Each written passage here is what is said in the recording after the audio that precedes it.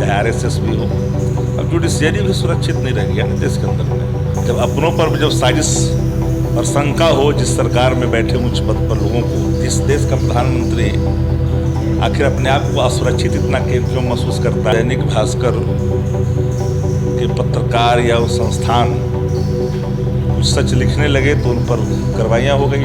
क्या आज इनकी बारी है, कल आप भी नहीं बचेंगे। सारी बेशर्म है, इनके मंत्री बेशर्म है जिनको सच्चाई से कोई वास्ता नहीं है। चीख चीख करके उनके परिजन ऑक्सीजन और वेंटिलेटर के लिए, बेड्स के लिए लगातार दर की ठोकरें खाते थे। ऑक्सीजन से किसी की मौत हुई ही नहीं है। आप बेशर्मी भरा बयान है ना। तैरती लाशें गंगा में, इनको झूठ नहीं बोल समझ में आता है क्या?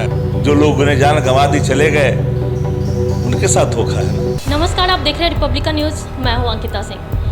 फ़ोन टैपिंग प्रकरण में विरोधी दल बहुत सारे पत्रकारों के, अफसरों के और नेताओं पर क्लेम दिया था कि उनकी फ़ोन टैपिंग की जा रही है।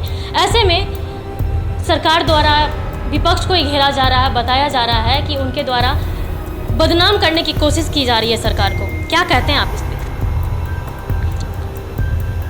देखिए, जिस तरह से भारत की सरकार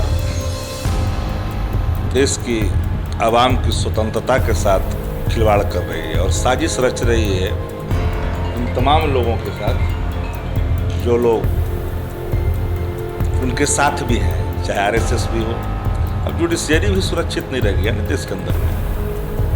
ईडी हो, सीबीआई हो, इनकम टैक्स हो, सभी अधिकारी फ़ोन ट्रैप हो रहे हैं, तो दुर्भाग्यपूर्ण है।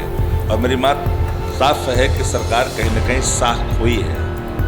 जब अपनों पर जब साजिश और शंका हो जिस सरकार में बैठे उच्च पद पर लोगों को, तो समझिए कहीं ना कहीं विश्वसनीयता उनके सवाल घेरे में है। और इससे पूरे देश की साख गिरी है कि जिस देश का प्रधानमंत्री आखिर अपने आप को असुरक्षित इतना क्यों महसूस करता है कि सब लोगों को अपने घेरे में लेकर के उसकी प्राइवेसी का भी आप पड़ताल करते हो। अब आपने जब प्रधानमंत्री मोदी की बात की है, तो आज दैनिक भास्कर समूह के कई दफ्तरों पर छापेमारी की जा रही है। क्या मेरा मत साफ है कि दैनिक भास्कर के पत्रकार या उस संस्थान कुछ सच लिखने लगे तो उन पर कार्रवाइयाँ हो गई। इस देश के अंदर उदाहरण है ना, जो कोई उसको सच का दर्शन कराएगा सरकार को तो उसके खिलाफ तो कार्रवाई होगी। उसका नमूना पत्रकार भी है।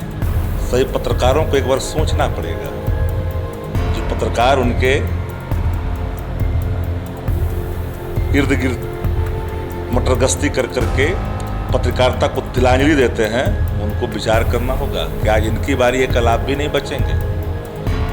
ऑक्सीजन को लेके आपने देखा कोरोना काल में कितनी मौत हुई, लेकिन सरकार की तरफ से इस चीज़ को नकार दिया गया कि ऑक्सीजन को लेके किसी की मौत हुई ही नहीं। सरकारी बेशर्म है, इनके मंत्री बेशर्म है जिनको सच्चाई से कोई वास्ता नहीं है। पूरे कोरोना संक्रमण में मीडिया कर्मी से लेकर सामाजिक कार्यकर्ता, राजनेता, सब लोगों ने जाने गंवा दी। उनके चाहने वाले, जानने वाले सब लोग जानते हैं कि किस तरह से लोग संक्रमण के दौर में अपनी जानें गंवाई और चीख चीख करके उनके परिजन ऑक्सीजन और वेंटिलेटर के लिए, बेड्स के लिए लगातार दर की ठोकरें खाते थे। हर कोई एक दूसरे को सहायक बनने की कोई सुनता नहीं। दवा की हालत क्या थी सबको पता है, जांच की स्थिति क्या थी सबको पता है। उसके बावजूद भी अगर सरकार उनके वजीर इस बात को लेकर के कह देते हैं कि ये नहीं करनी है, नहीं जानते हैं, नहीं मेरे पास ये है, ऐसा नहीं हुआ है, तो दुर्भाग्यपूर्ण है। बिहार के स्वास्थ्य मंत्री मंगल पांडे भी कह रहे हैं कि ऑक्सीजन से किसी की मौत हुई ही नहीं है। आप बेशर्मी भरा बयान है ना। मंगल साया बिहार के स्वास्थ्य मकाए पर इनके आने के बाद है। तैरती लाशें गंगा में, इनको झूठ नहीं बोल समझ में आता है क्या? सच समझ में नहीं आता है क्या? झूठी है क्या? वो भी झूठ बोल, तस्वीर झूठ बोलती है क्या?